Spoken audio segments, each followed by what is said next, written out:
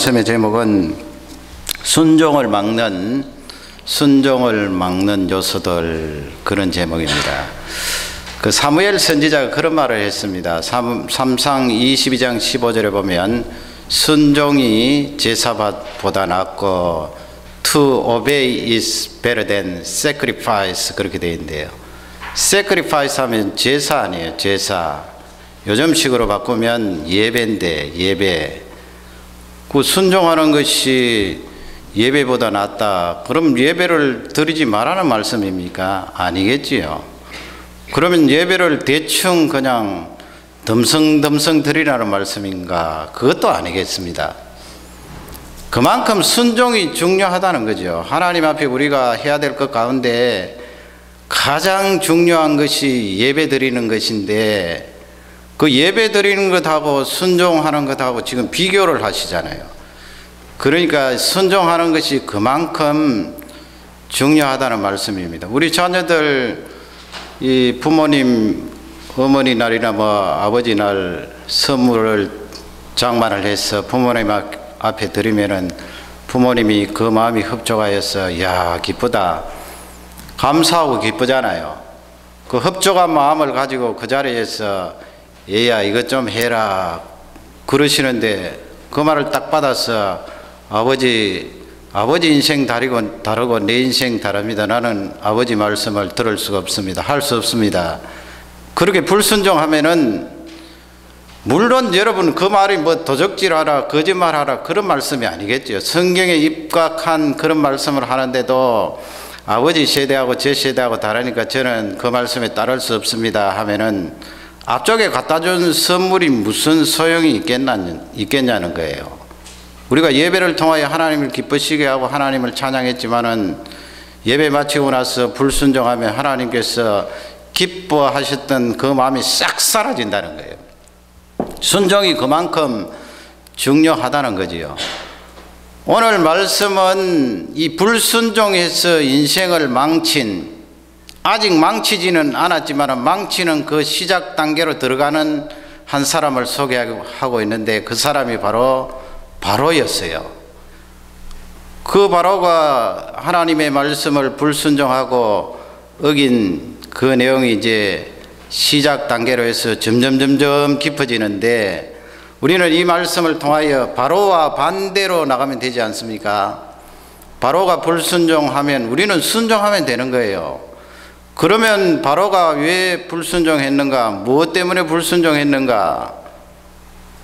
대개 사람은 이 순종을 요구받을 때에 순종을 거절하는 경우 방어벽을 칩니다. 방어벽을 친다는 것은 논리적으로 합당한 그 이유를 내가 가지고 나간다는 거예요. 하나님께서 이것을 해라, 부모님께서 저것을 해라 말씀하실 때 나 못해요. 그러면은 그냥 덮어놓고 못한다고 그런 게 아니고요. 내 속에 합리화시키는, 나를 정당화시키는 벽을 만든다는 거예요.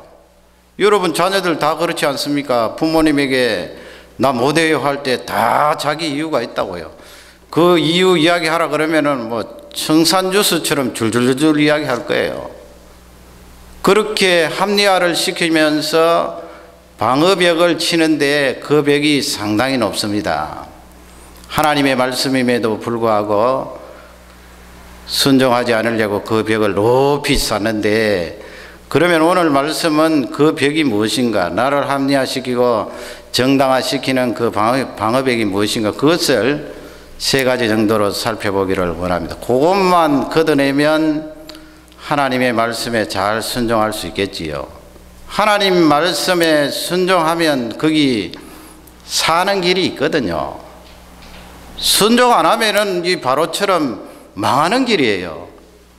그 뻔히 알면서도 순종하지 않는 그 길로 뻐적뻐적 걸어가면은 바로처럼 어려움을 당하는 거예요. 오늘 말씀은 철저히 하나님의 말씀에 순종하자, 그 각오로 이 말씀에 임하시기를 바랍니다. 첫 번째는 이 대안 때문에 순종을 잘 안 한다는 거예요. 대안. 사람은 항상 대안을 가지고 있습니다. 내가 A라는 그 일을 지금 하고 있는데 A라는 그 일이 내 마음에 들지 않고 A라는 그 일의 방법들이 좋지 않다고 생각되면 다른 일을 찾잖아요. 그래야 A라는 그 일보다도 더 능률을 올릴 수 있고 내가 지름길로 나아갈 수 있기 때문에 다른 것을 찾는 그 B가 바로 대안이에요. 우리 사람에게는 B만 있는 것이 아니고 대안들이 많아요. A 해보다가 안 되면은 B가 있고 C가 있고 D가 있고 계속해서 대안들이 주어지는데 제가 드리는 말씀은 그 대안이 다 잘못됐다는 거 아니에요. 우리 자녀들 공부를 하는데 내가 이 방법이 좋지 않으면 다른 방법을 선택해야 되잖아요. 선배들을 찾아가고 멘토를 찾아가서 내가 이렇게 공부했더니 이 방법이 좋지 않은 것 같은데요, 좀 가르쳐 주십시오 하면은 그 선배들이나 부모들이 다른 좋은 대안들을 가르쳐 주는 거예요. 그러면 그것을 나에게 적용시켜서 하면은 좋은 열매를 거둘 수가 있는데, 제가 드리는 말씀은 하나님 앞에 순종하는데 그 순종을 거스르기 위하여서 내가 찾는 대안들을 말하는 거예요. 그러면 그 대안들은 나를 합리화시키고 하나님과 나 사이에 방어벽을 딱 쳐놓기 때문에 순종하는데 합리화는 되지만은 하나님 앞에서는 불순종이 되거든요.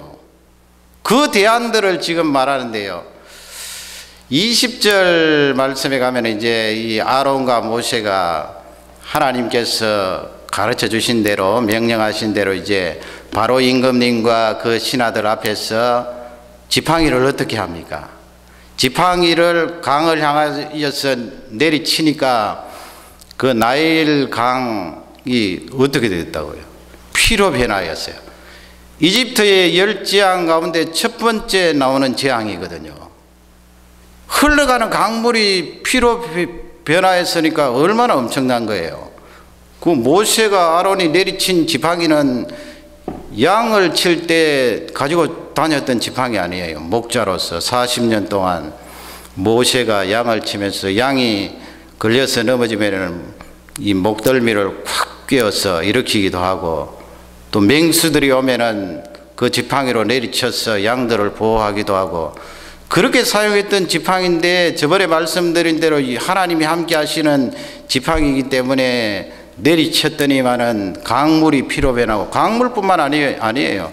21절 말씀에 가면 거기에 고기들이 죽었다고 그랬지요. 고기들이 죽었어요. 그러니까 하나님께서 그냥 기적으로 물감만 드린 거 아니에요. 물감만 드렸으면 고기들이 죽을 리가 있나요? 그 다음에 악취가 난다고 그랬지요. 썩은 냄새가 납니다. 그러니 이집트 사람들이 그 물을 어떻게 마시겠어요? 마실 수가 없는 거예요. 이건 여러분 자녀들이 화학 시간에 공부한 것처럼 케미컬이에요. 변화예요. 화학적인 변화예요. 화학적인 변화가 일어났어요. 물이 아니에요. 마치 요한복음 2장 말씀에 보면 예수님께서 물로 포도주를 만드시잖아요. 그 포도주는 처음에 먹었던 포도주보다 훨씬 농도가 진하고 맛이 좋았어요. 그러니까 연회장이 보통 사람들이 손님을 대접할 때는 처음에는 좋은 거 내놓다가 나중에는 점점 질이 떨어지는 것을 내놓는데, 신랑 너는 어떻게 해서 이렇게 좋은 것을 나중에 내놓느냐, 그런 말도 했는데요, 그 물이 변한 것은 완전히 성분이 변한 거예요. 포도주로. 그 하나님의 기적이 아니면 그런 일이 일어날 수가 없어요. 어떻게 그런 일이 일어날 수가 있어요? 그런데 보세요. 24절 말씀에 가면은 이집트 사람들이 가는 데보다 다 이렇게 피로 변화했으니까, 강물뿐만 아니에요. 뭐 그렇게 담겨 있는 물이라든지 조그마한 우물이라든지 또 이런 큰 호수라든지 다 피로 변한 거예요. 어떻게 묻겠어요? 물을 구하려고 이리저리 다니다가 물을 못 구하니까 그 다음에는 어떻게 해요? 강가에 쭉 돌아다니다가 강가에 땅을 파서 물을 구하는 거예요. 저도 이 강가에 살았기 때문에, 그 강은 모래가 많잖아요. 그래서 거기에 조금만 파도 물이 나오는 것을 볼 수가 있는데, 그 마지막 절에 보면 오늘 행전이 읽어주신 대로 하나님께서 그 피재앙을 내리신 것은 일주일간이에요. 7일간. 그 7이라는 숫자는 하나님께서 완전하시다 그래서 그 재앙이 하나님의 능력으로 완전함을 설명하고 있거든요. 하나님께서 7일간 피재앙을 내리시고 거두셨거든요. 하나님 사랑이 많으신 분이에요.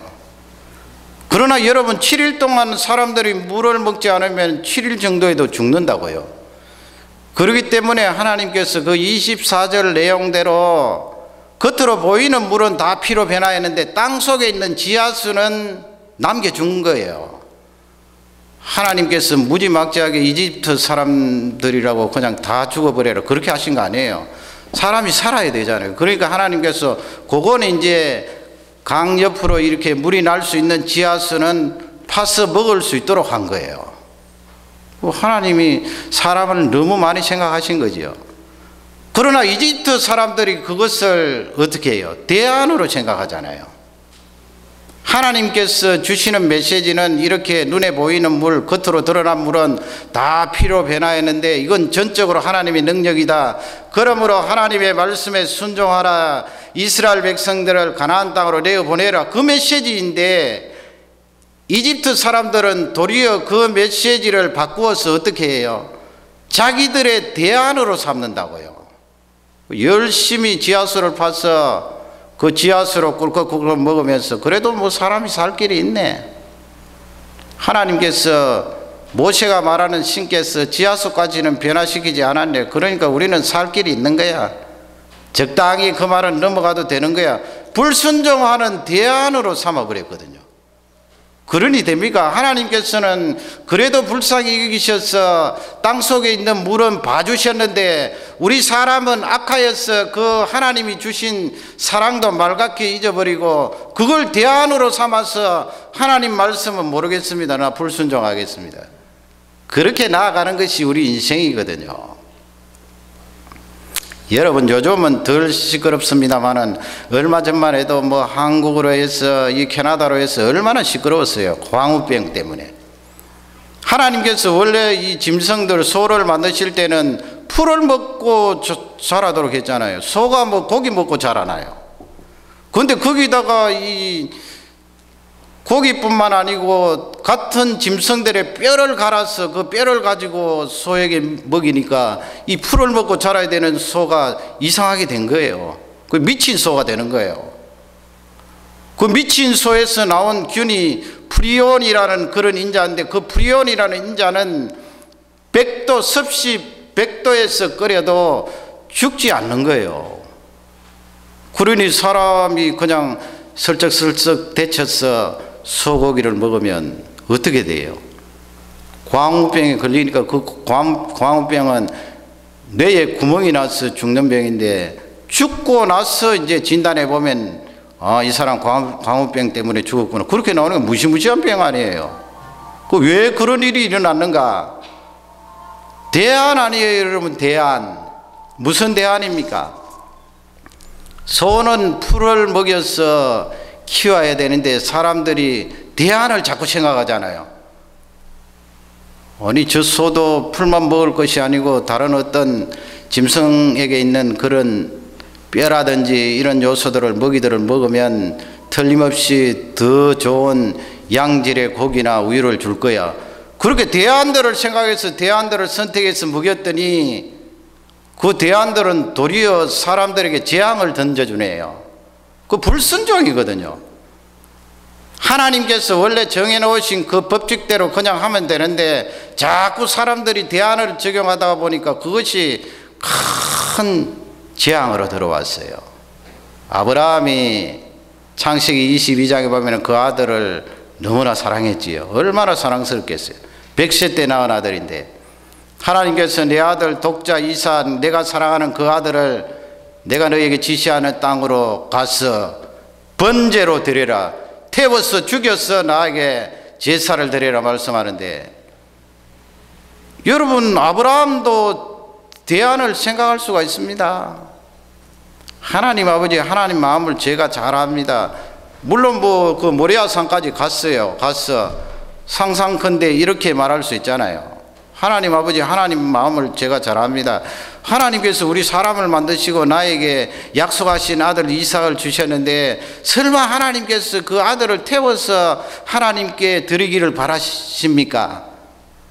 하나님 마음이 그렇지 않은 줄 압니다. 그러므로 제가 대안을 하나 마련했는데 그것은 이 모리아산에 있는 수양을 하나 잡으면 하나님 앞에 드리겠습니다. 그렇게 대안을 하나님 앞에 내어놓으면 그건 순종이 아니거든요. 하나님 앞에 불순종하기 위해서 수양이라는 대안을 자기에게 끄집어들여서 합리화하는 거거든요. 하나님께서는 그런 것을 받지 않으세요.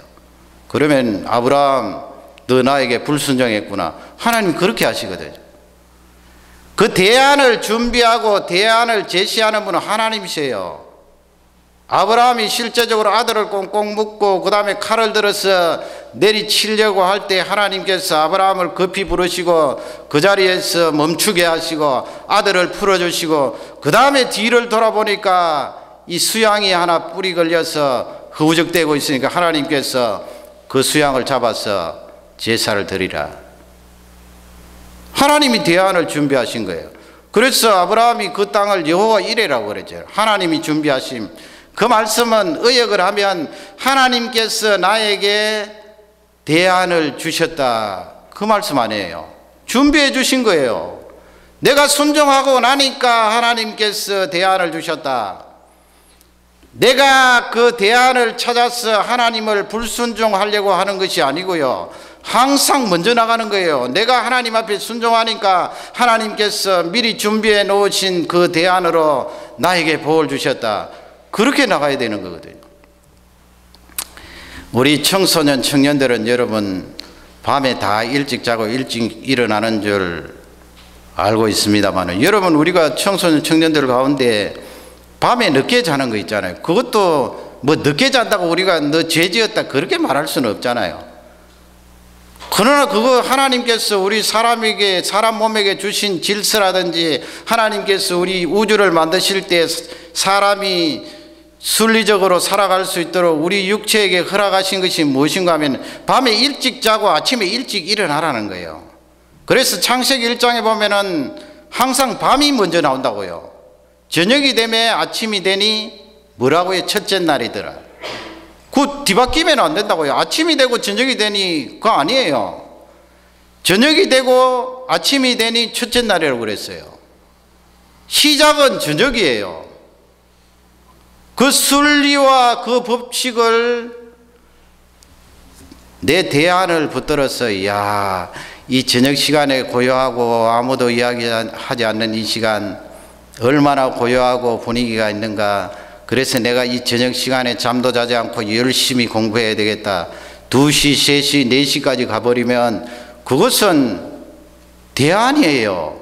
하나님이 원래 만들어 놓으신 그 법칙, 하나님이 만들어 놓으신 순리에 거스리는 대안이라고요.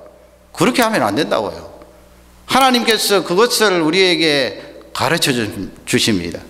작은 그런 법칙과 순리에 이르기까지 하나님이 정해놓으시고 만드신 거기에 갖다 맞추면 우리가 사는 길이 있다는 것입니다.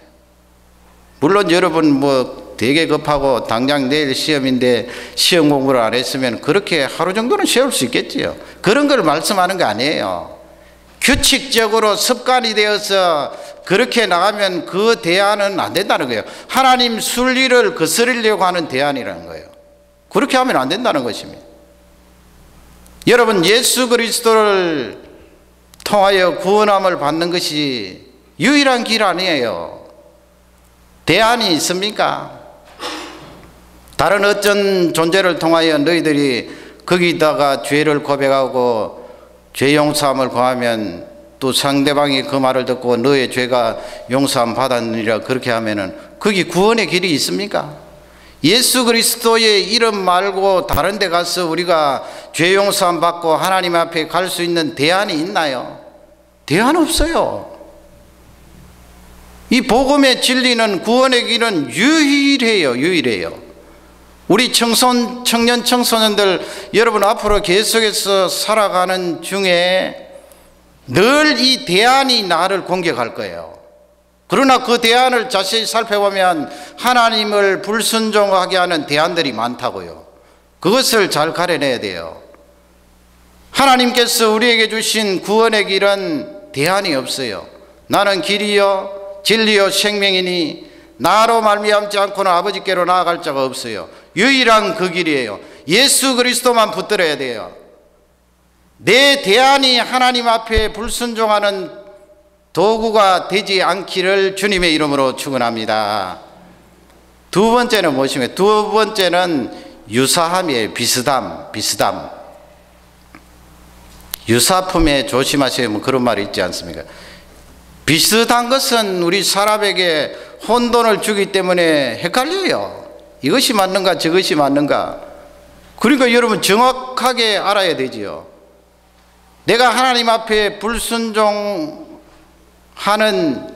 요인 가운데 하나가 비슷함을 보고 잘못 판단해서 그래요.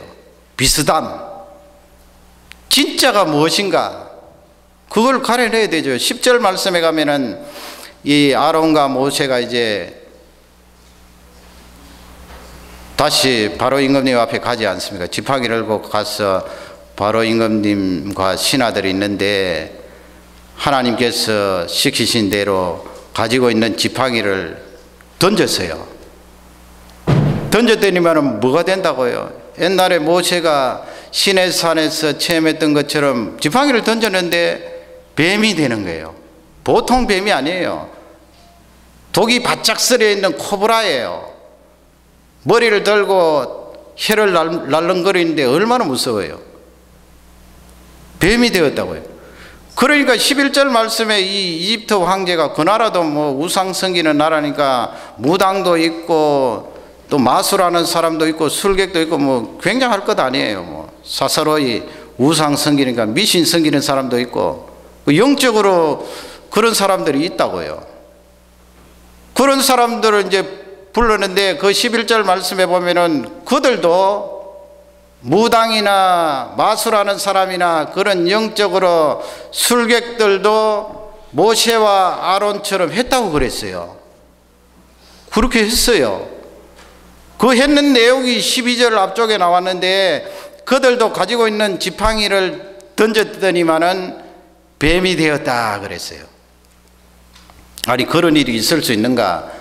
대개 학자들이 한 두 가지 정도 이야기하는데 그 하나는 이 뱀에 실제적으로 있는 뱀에다가 마술을 걸어서 그 뱀이 지팡이처럼 단단하게 만들 수 있다는 거예요. 그래서 평상시에는 마술을 걸었기 때문에 지팡이를 이렇게 짚고 다니는데 마술을 풀고 땅에 던져버리면 그게 코브라가 된다는 거예요. 그럴 수 있지 않습니까, 여러분? 그리고 두 번째는 사단이 역사하면은 지팡이도 뱀이 될 수 있어요. 그 사단이 옛날에는 하나님이 능력으로 창조한 천사들 아니에요. 그 천사들이 능력이 있는데 그 정도 못하겠어요? 그 정도 한다고요. 그러면 여러분 두 가지를 딱 놓고 그러면 어떤 것이 많으냐? 비슷하잖아요. 모세가 던졌는데도 뱀이 되고 마술하는 사람들이 던졌는데도 뱀이 되고 어느 것이 맞아요? 만약에 마술하는 사람들이 던진 그 뱀을 보고 야, 이 사람들도 뱀을 만드네, 그래서 나 하나님 말씀 못 듣겠다 하면 그건 비슷함 때문에 하나님 말씀을 선택하지 않는 거예요. 불순종한 거예요. 그러나 12절 뒷부분에 보면은 아론이 던진 그 지팡이가 어떻게 했다고요? 술객들이 던진 뱀들을 삼켜 먹었다고요. 다 삼켜. 거기서 벌써 진짜 가짜가 판가름 나는 거예요. 어느 것이 진짜입니까? 자세히 보면은 진짜를 알 수 있어요. 그래서 우리는 하나님 앞에 불순종할 때 내 속에 비슷한 거 있으면 그 비슷한 것으로 위로받아야, 야, 이거 비슷하니까 하나님 말씀은 틀림없이 100이라고 말씀했는데 아, 이거 99점 돼. 99점 되니까 이거 비슷하니까 나 하나님 말씀 순종하지 않아도 돼요. 99쪽에 선택할 거야. 그러나 여러분 하나님의 말씀은 100인데 그거 틀린 거예요. 99까지 왔지만 그거 맞지 않은 거예요. 그 불순종하는 그런 방어벽으로 삼지 말라는 것입니다. 하나님이 주신 귀한 말씀이에요. 그 다음에 이제 22절 말씀에 가면은 어떻게 돼요? 22절, 23절 말씀에 가면은 이 피로 변한 그 강물들을 이제 바라보면서 역시 바로 임금님이 술객들을 부르지 않았어요. 그 술객들을 불러서 너희들도 한번 해봐라 하니까 그 술객들이 어떻게 해요? 역시 아론과 모세처럼 물이 피로 변하거든요. 물이 피로 변한데 뭐 그 말씀만 보면 비슷하지요, 여러분. 비슷하지 않습니까? 비슷하지만은 자세히 보면은 비슷한 게 아니에요. 차이가 많아요. 왜냐하면 이미 강도 피로 변하였고 그릇에 있는 물도 피로 변하였고 호수도 피로 변하고 다 피로 변하기 때문에 이 사람들이 떠올 수 있는 물은 어디서예요? 아까 24절 했잖아요. 그 24절 말씀에 가면은 그 사람들이 땅을 팠다고 그랬잖아요. 그러니까 이 술객들은 땅을 파고 떠온 물이에요. 그러니까 물의 양이 많지 않다고요. 많지 않은 그 물을 가지고 피로 변하게 했는데 중요한 차이는 이 술사들이 피로 변한 그 물을 다시 물로 바꿀 수 없다는 거예요. 만약에 하나님이셨더라면 하나님이 기적을 다시 나타내시면 피로 변한 그것을 물로 바꾸시잖아요. 7일 뒤에 그렇게 했잖아요. 그러나 술사들은 그렇게 할 수 있는 능력이 없어요. 그냥 지하수를 조금 떠와서 물이 색깔이 바뀐 거예요. 그러니까 자세히 보면은 틀림없이 차이가 있어요. 진짜와 가짜를 가려낼 수가 있어요. 그러나 우리 사람들이 어리석어요. 대개 그렇게 두 개를 놓고 비교하라고 하면 하나님 말씀을 불순종하려고 하는 마음이 나에게 있기 때문에 약간 기운 이집트 술사 쪽을 선택한다고요. 그 죽음의 길인데 그쪽에 선택해서 야, 이 사람들도 피로 바꿀 수 있으니까 이 사람 쪽에 따라가도 된다. 하나님은 불순종하리라. 그렇게 나아가거든요. 지금 보면은 바로가 그 마음이 강팍하여져서 점점 더 하나님의 말씀을 듣지 않는 것을 성경은 가르치고 있습니다. 여러분, 우리가 이 세상을 살면서 비슷한 것이 많아요. 비슷한 것이 너무나 많아요. 여기 살다 보면은 그런 데 많이 빠져요. 하나님은 창세기 2장에 보면은 남자가 그 부모를 떠나 아내와 연합하여 둘이 한 몸을 이룰지로다. 그런데 거기 아내는 여자잖아요. 아니, 그때 아담이 살았을 때 남자가 있나요? 아내와 연합하여 둘이 한 몸을 이룰지로다. 그건 하나님이 만드신 여자 하와예요. 하와와 둘이 한 몸을 이룰지로다. 그게 가정이거든요. 그게 결혼이거든요. 이 세상에 비슷한 것은 너무나 많습니다. 그 비슷함을 나의 것으로 붙들고 하나님의 말씀을 거스리면 그건 나를 합리화시키는 거예요. 맞지 않는 거예요. 여러분, 비슷한 것이 있음에도 불구하고 모세 쪽을 선택하여서 참 하나님의 길을 받들고 나아가는 능력의 종들이 되시기를 주님의 이름으로 축원합니다. 마지막 세 번째는 마음에 두지 않아서 그래요. 마음에 없다는 거예요. 이렇게 하라 그러는데 하나님 저 마음에 없습니다. 마음에 없습니다. 23절 말씀에 가면은 바로 임금님이 그런 일들을 보고 말이죠. 뱀으로 변하고 강이나 물들이 피로 변하는 그런 것을 보고 그냥 궁으로 돌아갔네요. 그리고 하반절에 보면은 관념치 아니하였더라 그랬어요. 관념치 아니하였. 우리 번역에 좀 어렵게 되어 있는데 관념치 아니하였더라 이 말씀은 마음속에 두지 않았다는 거예요.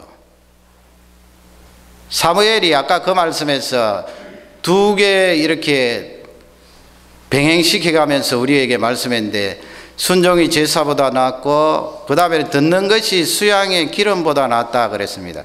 거기에 to heed is better than 그랬어요. fat over rams. 그리고 기름진 수양의 그 제사물보다 네가 듣는 것이 더 낫다는 거예요. 네가 하나님 앞에 하나님의 말씀을 듣는 것이 더 낫다. 거기 듣는 것이 그렇게 번역되어 있는데 그 말씀은 마음에 담는 것이 더 낫다는 거예요.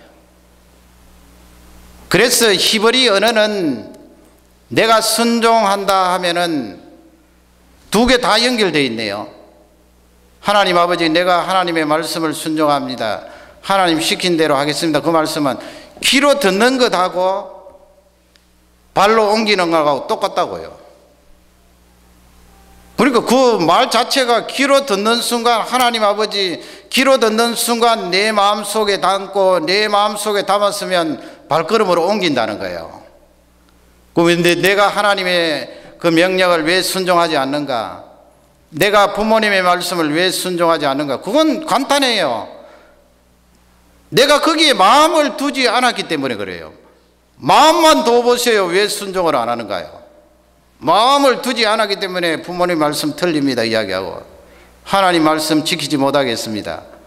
내 마음에 없는 거예요. 지금 바로 임금님이 그렇거든요. 관념치 않았더라. 그 뭐 피로 변하든 뱀으로 변하든 너 신경 쓸 거 없어. 내 마음에 두지 않았더라. 그러니 하나님의 말씀을 순종할 리가 있나요? 내가 하나님을 사랑한다 이야기합니다. 하나님을 사랑한다 이야기할 때 하나님은 두 사랑한다 그걸 원치 않거든요. 어떻게 그러실 수가 있습니까? 내가 하나님을 사랑합니다 할 때 두 번째 아니에요 여러분. 하나님께서 나를 그만큼 사랑하셨기 때문에 항상 첫 번째로 오기를 원해요. 아니 하나님 조금만 계시지요. 네, 요 좋은 시기 아닙니까? 제가 조금만 하나님 계셨다가 제가 언젠가는 하나님을 첫 번째로 모시고 첫 번째로 사랑하겠습니다. 그거 안 되거든요. 하나님은 항상 우리에게 요구하시는 것은 첫 번째예요. 하나님 그 짐이 너무나 무겁습니다. 어떻게 인생 살아가기도 복잡하고 힘드는데 항상 첫 번째를 요구하십니까? 너 그렇게 해야 네가 사는 길이 거기 있다는 거예요. 하나님 두 번째를 원하지 않으세요. 그만큼 나를 사랑하신다는 거예요. 그러면 내가 하나님을 첫 번째로 사랑하는데 첫 번째로 사랑하는 하나님이 말씀하면 귀로 들어야 되잖아요. 듣는 순간 내 마음속에 그것을 간직하고 그 다음에는 발로 옮기는 거예요. 듣고 간직하고 옮기는 거예요. 그러니까 움직이는 거지요. 리턴 포드라는 목사님이 아주 훌륭한 분이 계신데 공항에 이렇게 비행기를 기다리고 있는데 마침 그때 점잖게 차려입은 한 분이 신사가 다가와서 서로 이야기를 나누다가 보니까 그 신사분이 다름 아닌 무슬림권의 회교권에 선교하시는 선교사님이세요. 여러 가지 이렇게 이야기를 나누다가 그분이 한 10년 정도 거기서 선교 사역을 감당했는데 선교사님 10년 동안에 거기서 사역하시면서 몇 사람이 회심하고 예수 그리스도를 믿게 되었습니까? 물으니까 그 선교사님이 딱 두 사람이라고요. 두 사람. 여러분 10년 동안 사역했는데 두 사람 건졌다는 거예요. 그러니까 리턴 목사님 옆에 있었던 어떤 한 분이 그 말을 듣고 의아스럽게 이렇게 질문했어요. 아니 선교사님 10년 동안 두 사람 건졌는데 왜 거기 계십니까? 왜 거기 계세요? 더 큰 사역도 있을 텐데. 그러니까 그 불란서 선교사님이 정식을 하면서 예수 그리스도께서 나를 거기에 두셨습니다. 그러므로 내 마음도 거기에 있습니다. 그랬어요. 내 마음도 거기에 있습니다. 그 선교사님들이 그런 말씀 하시잖아요. 내가 어느 민족을 사랑하기 때문에 지금 여기 와 있지만 저번에 오신 선교사님도 그러시더라고요. 내가 지금 캐나다 와 있지만 그 아프리카에 마음이 가 있습니다. 나는 거기서 뼈를 묻을 작정입니다. 그 보통 말 아니거든요. 내가 죽어서 거기서 뼈를 묻는다고 하는데 마음이 딴 데 가 있나요? 마음이 거기 가 있거든요. 여러분 마음에 두지 않으면 순종이 안 된다고요. 지금 보세요. 마음에 없으면 귀에 들리지가 않거든요. 지금 이 자리에서 여러분 제가 전하는 하나님의 말씀을 청종해서 잘 듣고 계신데, 예를 들어서 어느 한 분이 교회 따고 와보니까 예배 시작하려고 하는데 내가 부엌에 스토브를 껐나 안 껐나, 그렇게 되면 그때부터 걱정이 들어오고 마음은 예배에 와 있지 않고 스토브에 가 있습니다. 그러면 귀에 들어오나요? 안 들어오거든요. 그러니 여러분, 이 주일 예배라는 것은 영적인 전쟁이 토요일부터 시작돼야 돼요. 주일을 위하여 준비돼야 돼요. 그 스토브 껐나 안 껐나 하나 때문에 예배를 망친다고요. 말씀이 하나도 안 들어와요. 내일 어떤 학생이 시험을 치는데 시험 준비가 되어 있지 않아요. 그리고 걱정이 잔뜩 쌓였으면 마음이 시험에 가 있기 때문에 안 들어온다고요. 말이 안 들어요. 말이 어떻게 들어요? 예배 시간에 세상에 살던 돈 걱정으로 가득 차여 있으면 내 마음이 돈에 가 있는데 예배 시간에 말씀이 들어오나요? 말씀이 안 들어오거든요. 그 히브리식으로 말하면 말씀이 안 들어오면 내 마음에 두지를 않아요. 말씀이 안 들어왔는데 무슨 내 마음에 두어요? 그러면 옮기지를 못하는 거예요. 순종을 못하는 거예요. 그러니 이 선교사님 말씀은 정확하거든요. 예수 그리스도께서 나를 거기에 두시고, 그러므로 나는 그 말씀을 듣고 내 마음을 거기에 두고 뼈를 묻겠습니다. 그 순종 아니에요. 한국에 여러분 훌륭한 선교사님들이 많이 오셔서 지금 한국이 복음화되고 세계에 제2위로 선교사를 많이 파송하는 선교 대국이 되었습니다마는, 그 어떤 자료에 보니까 이 유진 벨리라는 선교사님이 1995년도에 한국에 선교를 오셨는데, 미국에서 말이죠. 유진 벨이라는 이 선교사님이 이제 1895년도에 오셔서 1898년도에 목포 쪽에 이제 내려가셔서 교회도 세우고 선교를 감당하는데, 이 가문은 4대째, 지금까지 4대째 한국에서 선교를 하는 가문이에요. 귀하지 않습니까? 1912년도에 린턴이라는 선교사님이 미국에서 이제 파송이 되어서 선교 사역을 감당하는데, 이 앞쪽에 오신 유진 선교사님의 따님하고 지금 두 번째 소개한 린턴 선교사님하고 결혼을 했어요. 그러니까 2대 아니에요. 이 린턴 선교사님은 복음을 전할 뿐만 아니고 3.1 운동할 때 그 3.1 운동의 정확한 내용을 미국의 신문에 글을 써서 내어서 미국이 왜 한국 사람들이 저렇게 3.1 운동을 했는가 그걸 알렸다고요. 그리고 1930년대에 일본 사람들이 자신들이 섬기는 그 우상, 신사참배라고 그러죠. 그 우상 앞에 절하게 하니까 이 린턴 선교사님이 그 신사참배를 반대하고 거부하다가 1940년도에 추방이 되었다고요. 일본 사람들이 쫓아냈어요, 미국으로. 그때 1926년도에 이 린턴 선교사님이 거기서 사역할 때 아들네들을 낳았는데, 그 세 번째 아들이 1926년도에 그때 태어났는데, 그분의 이름이 휴 린턴이에요. 휴 린턴.